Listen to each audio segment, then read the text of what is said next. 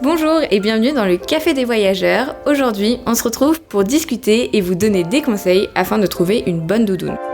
Allez, on ferme les yeux 2 secondes, on imagine. Vous êtes au milieu de nulle part, le paysage est blanc, magnifique, mais le vent commence à vraiment souffler. Là, tout de suite, vous ne pensez plus qu'à une seule chose, vous avez vraiment mal choisi votre doudoune et vous êtes frigorifié.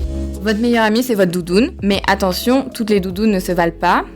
Alors, avant de partir à l'aventure, ou alors même juste pour survivre au froid de l'arrêt de bus, voici tous nos conseils pour bien la choisir sans se faire avoir. Le premier point à regarder, c'est le garnissage. Par contre, on oublie le synthétique si vous visez le grand froid. Le roi, c'est plutôt le duvet naturel, oie ou canard. C'est vraiment imbattable, c'est léger, ça se compresse tout seul et surtout, ça vous réchauffe. Ensuite, clairement, regardez la composition. Dans une doudoune, il y a le duvet, c'est le truc tout doux qui tient bien chaud, et les plumettes, c'est le truc un peu lourd, pas très utile.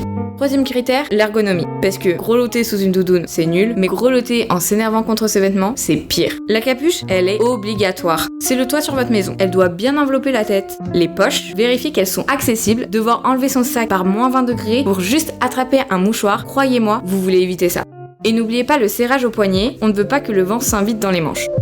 Avant-dernier point, mais pas des moindres, le revêtement. Le duvet, c'est fragile. Si vous accrochez une branche, c'est la catastrophe. Vous allez semer vos plumes partout, comme un poulet en fuite.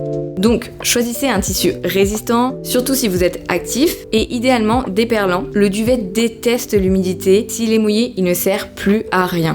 Il faut aussi identifier sur l'étiquette le coin, c'est l'indice de gonflant, et plus le chiffre est élevé, plus la doudoune emprisonne de l'air, plus vous aurez chaud. Clairement, si vous voyez 400 coins, c'est sympa pour aller chercher le pain. À 600, on commence à être un peu sérieux, mais si vous partez voir les ours polaires, visez le 800 coins et plus. Vous ressemblerez peut-être à un petit bonhomme Michelin, mais en vrai, un petit bonhomme Michelin qui aura très chaud.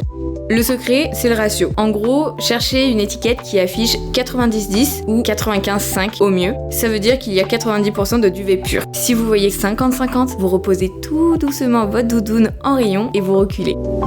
Enfin, un petit mot pour la conscience quand même. On aime la nature, alors essayons de la respecter. Cherchez le label RDS, ça garantit que les canards et les oies ont été traités correctement. Voilà, vous savez tout. Il ne vous reste plus qu'à enfiler votre armure et à affronter l'hiver. Restez au chaud et à très vite dans le Café des Voyageurs.